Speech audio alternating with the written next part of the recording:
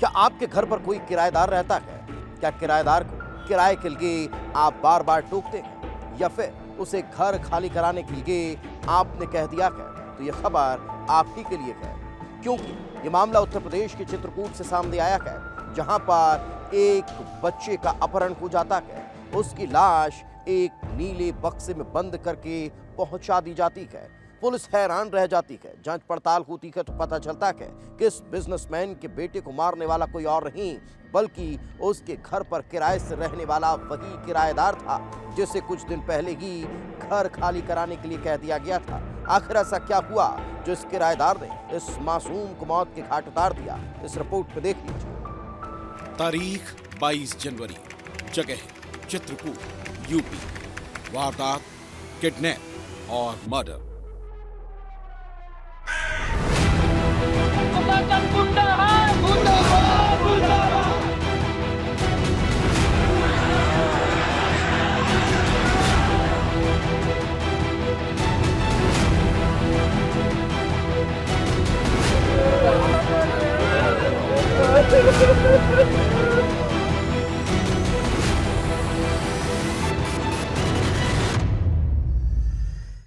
धर्म की नगरी चित्रकूट, जहां पग पग पर धर्म और आध्यात्म के दर्शन होते हैं, आस्था और विश्वास की लौ जलती है। लेकिन यहाँ कुछ ऐसा होने वाला था जो पूरे इलाके को सन्न कर देगा। चित्रकूट का बरगढ़ कस्बा, शाम का वक्त था। यहाँ कपड़े का कारोबार करने वाला अशोक केसरवानी का बेटा घर के बाहर खेल रहा था। 13 साल का आयुष हमेशा इसी तरह खेलने जाता था और अंधेरा होने के पहले घर आ जाता था। लेकिन इस बार वो लौटा नहीं। परिजन परेशान हो जाते हैं, आसपास तलाश करने लगते हैं और धीरे धीरे अंधेरा गहरा होता जा रहा था। तभी आयुष के पिता के मोबाइल की घंटी बजती है और जब पिता कॉल उठाते हैं तो उनके पैरों तले से जमीन खिसक जाती है। उनके होश उड़ जाते हैं, क्योंकि आयुष गायब नहीं हुआ था, बल्कि उसे गायब किया गया था। आयुष को किसी ने अगवा कर लिया था और अपहरणकर्ता उसे छोड़ने के बदले 40 लाख रुपए की फिरौती मांग रहे थे। मेरे बच्चे का एनकाउंटर जिसने भी किया है, दोनों हत्या जिसने किया है, उसका एनकाउंटर चाहिए। उनके घर में पूरे जितने भाई हैं, जितने जिहादी हैं, सबके घर में एनकाउंटर चाहिए मुझे। तत्काल एनकाउंटर चाहिए, तब मेरे बच्चे की लाश का होगा जो होगा। पहले उनके होगा, उसके बाद हमारा होगा।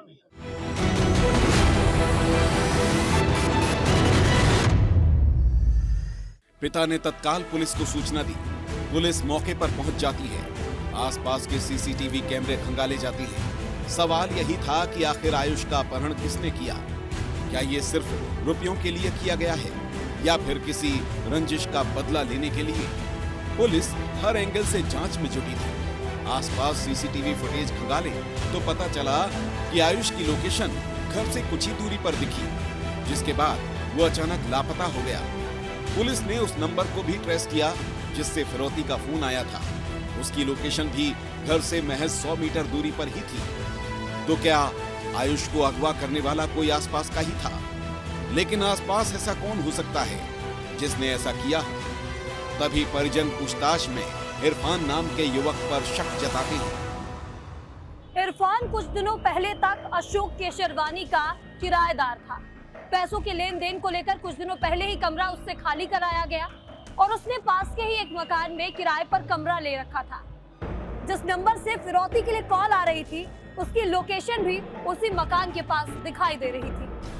पुलिस को भी यकीन होने लगा था कि हो ना हो इस किडनैपिंग में इरफान का ही हाथ हो सकता है।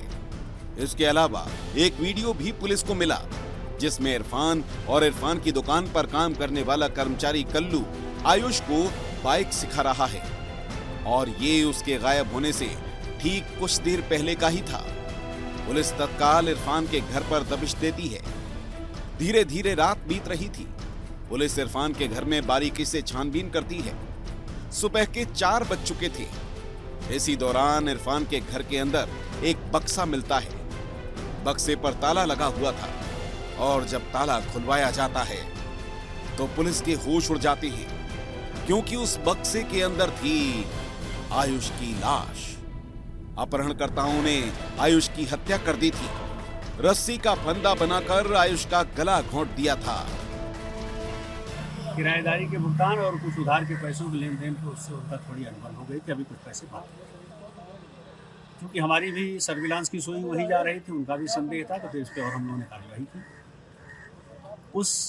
उनके पुराने किराएदार ने अपने एक और अपराधी साथी, जिसके पूर्व में भी हत्या में शामिल होने का जुर्म है, के साथ मिल करके इनके बेटे को अगवा किया, गले में रस्सी का फंदा कस करके मार दिया और वहीं घर के पास ही एक गड्ढे में उसे दफन कर दिया।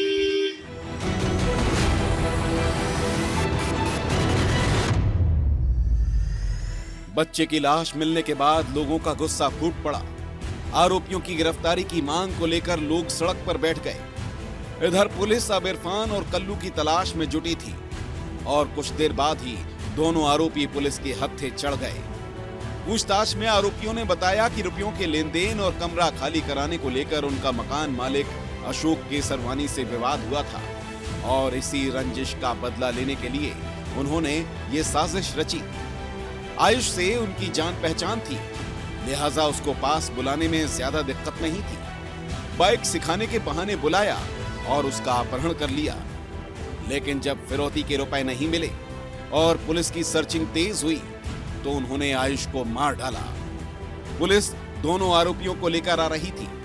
इसी दौरान उन्होंने पुलिस की पिस्तौल छीनकर फायरिंग शुरू कर दी, जिसके बाद पुलिस ने भी जवाबी कार्रवाई की, जिसमें गोली लगने से कल्लू की मौत हो गई और इरफान गंभीर रूप से घायल हो गया, जिसे इलाज के लिए अस्पताल भेजा गया है। डेडबॉडी में फिर आनाकानी करते हुए इसी बीच इन्होंने पुलिस का असलहा छीन कर पुलिस पर हमले की कोशिश की। जवाबी फायरिंग में दोनों बदमाश घायल हुए, जिसमें से एक मौत को प्राप्त हो गया, दूसरे का उपचार डॉक्टरों ने रिफर कर दिया हायर सेंटर प्रयागराज में चल रहा है।